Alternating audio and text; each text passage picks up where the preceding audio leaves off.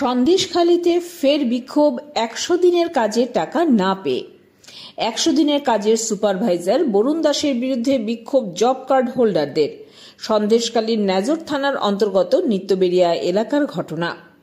এলাকাবাসী বরুণ দাসের বাড়ির সামনে গিয়ে বিক্ষোভ দেখান। বিক্ষোভকারীদের অভিযোগ, বরুণ দাস গ্রামের মানুষকে দিয়ে নারেগা প্রকল্পের কাজ করিয়ে কোনো টাকা দেননি, অথচ তিনি তার ভাই দাদা সহ আত্মীয় স্বজনদের কাজ না করিয়ে ১০০ দিনের কাজের টাকা পাইয়ে দিয়েছেন বলে অভিযোগ। আর এই কারণে বরুণ দাসের বাড়ির সামনে জব কার্ড হোল্ডাররা বিক্ষোভ দেখান। এদিকে বরুণ দাস এলাকা ছাড়া, তার বাড়ি তালা লাগানো। গ্রামবাসীদের বিক্ষোভের অগ্রিম খবর পেয়ে বাড়ি ছেড়ে চলে গেছে বলে অভিযোগ গ্রামবাসীদের। ১০০ দিনের কাজের টাকা ওর আত্মীয়রা নিয়েছে, ও নিয়েছে, বাকি লোক টাকা পায় না, কাজ করেও টাকা পাচ্ছে না। তার শাস্তি চাই, তার জন্য বিচার, আমরা সুবিচার চাই। আর সাধারণ মানুষের কাছ থেকে ওরা বাড়ি বাড়ি যে টাকা চাইছে, কেন চাইবে? ওরা কি টাকা দিয়ে রেখেছে সাধারণ মানুষের কাছে? সেই জন্য আমরা বিচার চাই। সাধারণ মানুষকে কেন হ্যারাসমেন্ট করবে? থানায় গেলে থানার বড়বাবু হুমকি দিচ্ছে, বলছে বংশে বাতি দেওয়া লোক থাকবে না।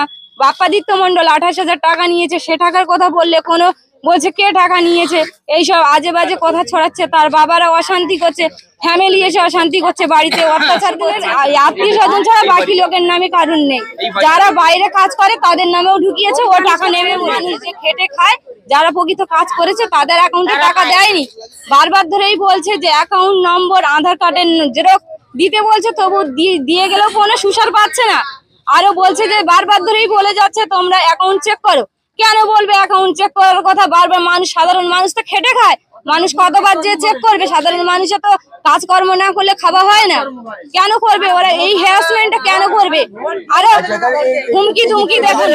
এই সুপারভাইজারকে প্রধান নিয়ে এখানে লুকিয়ে দিয়ে আসছে, সেখানে লুকিয়ে দিয়ে আসছে, যেখানে মানুষ আন্দোলন করতে পারে। আজও বাড়ি নেই, তাকে নিয়ে চলে গেছে, অন্য জায়গায় পাঠিয়ে দিয়েছে। বরুণ দাস, বাপ্পাদিত্য মন্ডল এবং সমু ভরসা, এই তিনজন এইটা করেছে।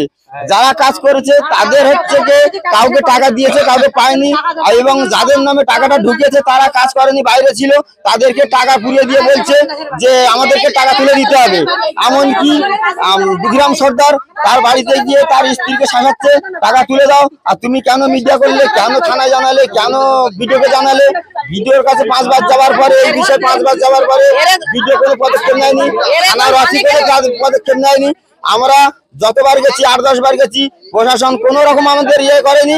আমরা যে এফআইআর করেছি তার রিসিভ কপি আছে থানার, ভিডিওর রিসিভ কপি কাজ করেছি, অনেকে পায়নি, অনেকে পেয়েছে, কিন্তু মোট 16 দিন কাজ হয়েছে।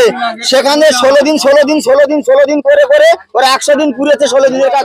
হ্যাঁ, সুপারভাইজার, মেম্বার আর এদের হেল্পিং ম্যান হচ্ছে সমু ভরসা, এরাই হচ্ছে এই টাকাগুলো চুরি করেছে। এবং এই 16 দিনের কাজে 4 লক্ষ টাকা চুরি হয়েছে।